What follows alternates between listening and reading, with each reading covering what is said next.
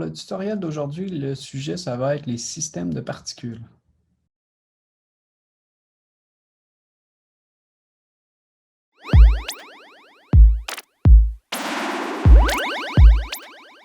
Pour les fichiers qui ont été utilisés dans le projet, je suis allé chercher l'image d'une OVNI sur le site VectEasy et la musique a été créée par Bill Vortex. La pièce s'appelle Couloir transdimensionnel.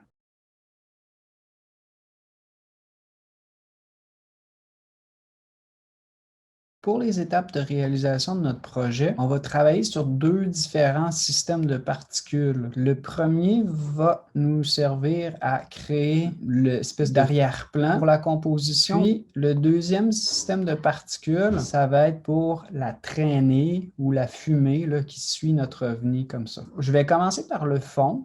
Je me suis placé dans une nouvelle composition vide. Là, on va partir de zéro. Je vais diviser mon fond en trois parties que je vais combiner ensuite. Ces trois parties-là vont être faites à partir de trois solides. Donc, le point de départ, c'est calque nouveau solide. Vous pouvez mettre la couleur que vous voulez pour les solides parce que tous les effets qu'on va utiliser vont substituer cette couleur-là par le rendu de l'effet. Le premier solide va nous servir à faire la texture des nuages. Le deuxième solide va nous servir à faire la couleur du ciel. Le troisième solide, c'est sur celui-là qu'on va placer le système de particules. Et tous ces trois éléments-là, ensemble, ça va créer notre ciel. OK? Je vais commencer par le solide du bas. Je vais aller chercher un effet qui va être dans la catégorie bruit et grain, qui est très intéressant à connaître. C'est le nouveau, la nouvelle version de l'effet qui s'appelait bruit fractal, qui s'appelle bruit de turbulence, où est-ce que je peux créer différents types de fractales. C'est quoi des fractales? Ce sont des textures animées qu'on sert pour faire des arrière-plans ou des effets comme de la fumée, du feu, etc.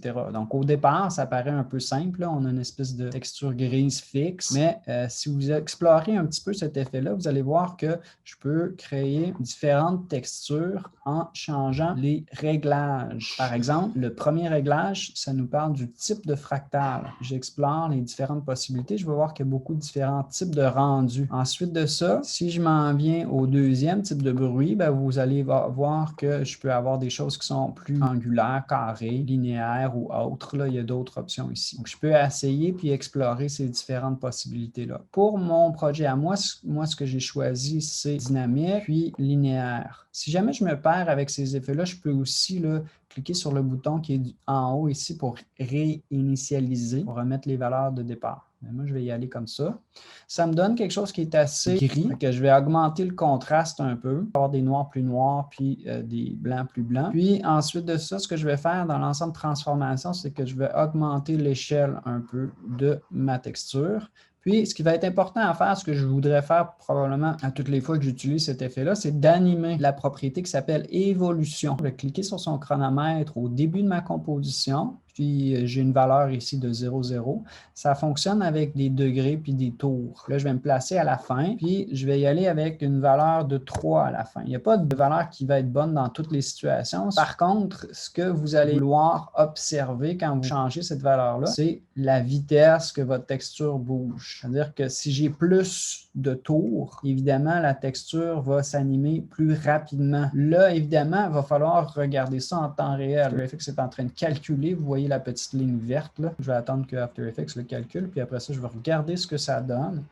au niveau de la vitesse, puis je vais faire les ajustements au besoin. OK. Fait qu'une fois que c'est fait, bon, là, je peux voir en temps réel ce que ça me donne comme résultat. Je ne veux pas qu'il y ait trop d'activité dans l'arrière-plan pour ne pas distraire du sujet principal qui va être notre OVNI. Je veux quand même qu'il y ait un peu de mouvement. OK. Deuxièmement, ce que je vais faire, c'est que je vais rajouter une couleur. Je vais le faire sur un calque séparé. Le solide qu'on a créé tantôt, qu'on a appelé couleur du ciel. Je vais aller mettre l'effet dans la catégorie générée qui s'appelle dégradé 4 couleurs. Avec cet effet-là, ce que je peux faire, j'ai 4 points de contrôle dans les réglages de l'effet. Puis j'ai aussi 4 couleurs que je peux choisir de modifier. Donc, ce que je vais faire, moi, c'est que je vais prendre un de ces points-là, puis je vais le mettre au centre. Puis les points qui sont en périphérie, je vais les mettre je vais les mettre un petit peu plus foncés, avoir un centre qui va être un petit peu plus lumineux ou une couleur plus pâle, puis en périphérie plus foncé pour avoir une espèce d'effet de vignettage. Donc, je vais choisir des mauves pour le contour. Et évidemment, vous choisissez vos propres couleurs, vous l'ajustez à votre goût selon ce que vous voulez faire. Ça va me servir de couleur. Puis,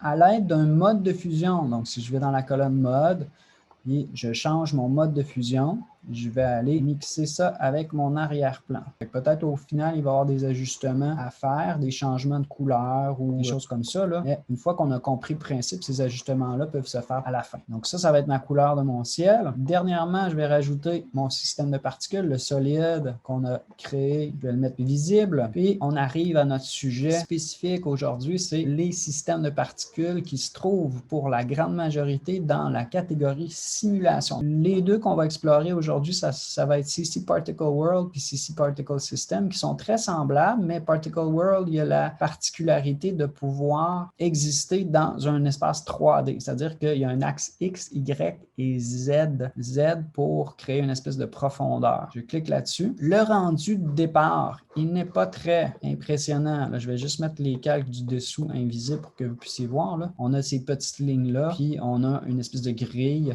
qui vient suggérer la 3 dimensions, puis l'axe Z. Donc, ça nous donne ça par défaut. On va aller modifier ça un petit peu, évidemment. Ce que vous allez noter aussi, c'est que je n'ai pas mis d'image clé, mais j'ai quand même une animation. Donc, ces effets de particules-là sont souvent auto-animés. C'est pas toujours le cas, mais c'est le cas pour plusieurs. Bon, là, tous mes réglages sont en anglais, hein, parce que Psycore n'ont pas traduit leur nom d'effet ni leur réglage, donc il faut se retrouver là, avec les mots en anglais. La première chose que je veux vous mentionner, c'est qu'on a un producer. Le producer, on peut le comprendre comme un canon. Donc, c'est de là que sortent les particules. Ce canon-là, il y a une position, puis il peut avoir une dimension aussi, ce qu'on appelle un radius. Là, on pourrait s'imaginer que ce rond-là que je vois au centre, c'est une petite sphère. J'augmente le radius X de cette sphère-là, puis le radius Y, vous voyez que c'est comme si le canon devenait plus gros. Puis j'ai radius Z, c'est ça qui va nous donner l'effet de profondeur. Donc, si je joue avec radius Z, vous voyez que j'ai l'impression que les petites lignes viennent vers moi, où il y a un effet de profondeur que je suis en train de créer. Là, dans toutes les valeurs que je vais mettre, il n'y a pas de valeur qui fonctionne dans tous les cas, dans tous les contextes. Ça va dépendre de ce que vous voulez créer, puis ça va dépendre de votre œil et de votre goût. Fait que moi, ce que je fais, là, tout simplement, c'est que je flotte par-dessus ces valeurs-là. Je regarde mon clic enfoncé, puis je les modifie comme ça, puis je vérifie qu'est-ce que ça me donne comme résultat. Okay? Donc, l'idée, c'est juste de comprendre le principe. Donc, le producer, c'est notre canon. Ensuite de ça, on a ce qu'on appelle le birth rate. Plus le birth rate est élevé, plus il y a de ces particules-là qui sortent du canon au départ. Je vais vous montrer ce que je veux dire. Si j'augmentais beaucoup le birth rate, vous voyez qu'on a beaucoup plus de particules. Et si je diminuais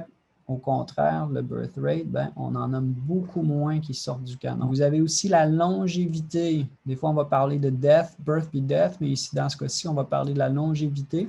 C'est la durée de la particule, c'est-à-dire à partir du moment où elle sort du canon au moment où elle s'éteigne, si tu veux, mais c'est quoi sa durée? Donc, 1 seconde. Si je diminue beaucoup cette valeur-là, vous allez voir que les particules se rendent moins loin avant de s'éteindre, tandis que si je mettais une valeur plus longue, là, on voit qu'ils durent plus longtemps avant de s'éteindre. Peut-être qu'on ne les voit même pas s'éteindre parce qu'ils sont sortis de l'écran. L'autre affaire que je pourrais vouloir changer, c'est la particule elle-même, donc l'aspect de cette particule-là. Je vais dans l'ensemble particules, puis j'ai la ligne par défaut, mais ça pourrait être autre chose, comme des étoiles, comme des polygones. Moi, pour mon projet, j'ai choisi celui qui s'appelle Faded Sphere, ces espèces de sphère-là avec un fondu. Vous avez aussi à l'intérieur de cet ensemble-là birth size puis death size qui correspondent à la taille quand ça sort du canon puis la taille quand ça s'éteint. Donc, si je grossis le death size, par exemple, vous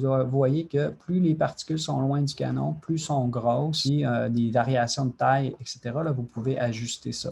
Vous avez aussi la couleur des particules. Donc, si j'aime pas ce rouge-là, par exemple, puis je veux que ça corresponde un peu mieux à ce que j'avais dans l'arrière-plan, je pourrais avoir autre couleur au début puis à la fin. Donc, je vais faire ces petits ajustements-là rapidement. Dernièrement, je vais aller regarder la physique. La physique, c'est aussi un ensemble que vous voyez très souvent.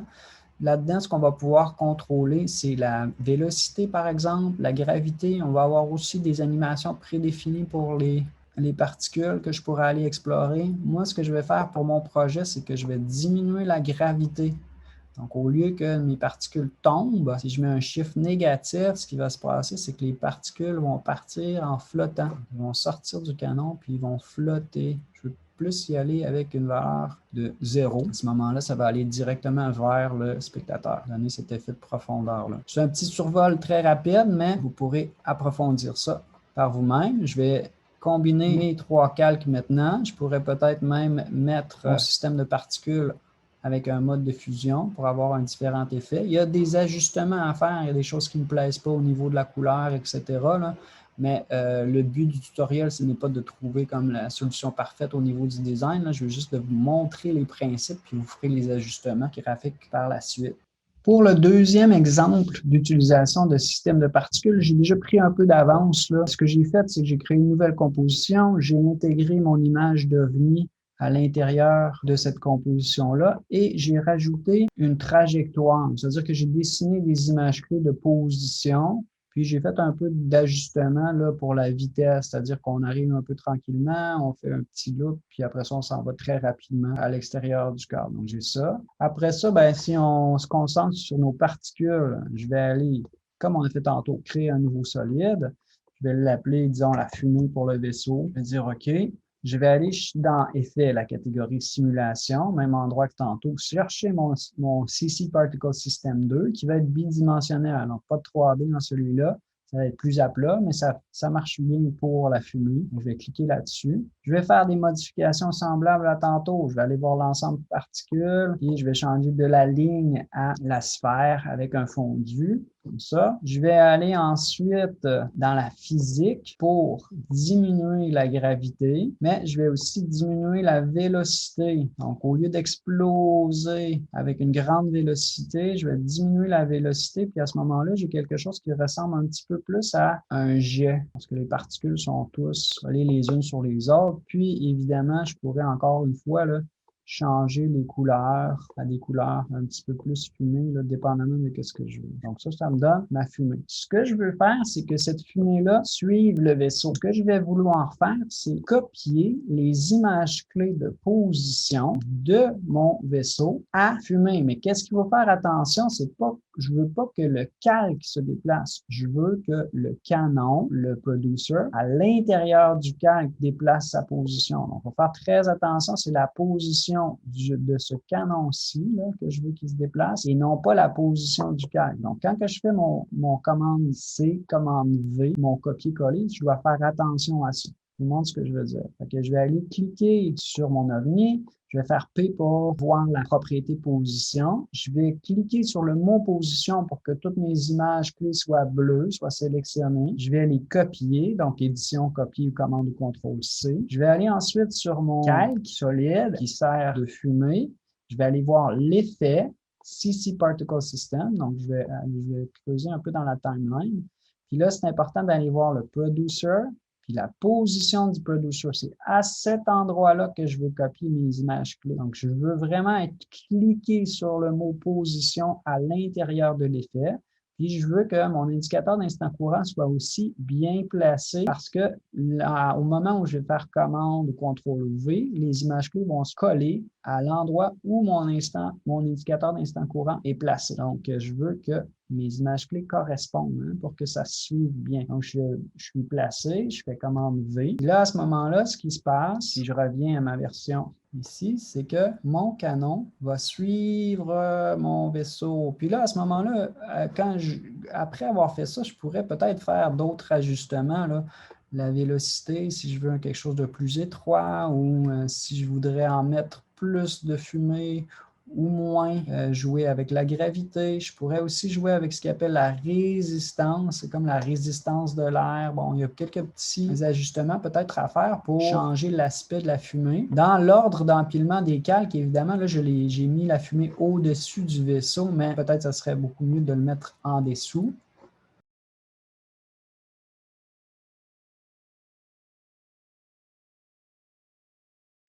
J'ai, dans ma composition finale, aussi rajouté d'autres effets sur le vaisseau. Moi, j'ai rajouté un effet qui s'appelle Colorama pour ajouter une coloration à mon ovni. Puis, j'ai rajouté aussi un effet qui est bien intéressant, là, qui s'appelle lueur diffuse, qui permet de créer un élément qui va être lumineux. Dans la composition finale, j'ai tout combiné ça. Donc, j'ai pris mes deux précompositions avec mon fond et celle avec le vaisseau, puis je les ai mis ensemble dans une composition en ajoutant du texte. Sur le texte, j'ai ajouté l'effet qui s'appelle Block Load pour donner une espèce d'effet pixelisé. Je vous laisse explorer le reste par vous-même. J'ai hâte de voir vos résultats.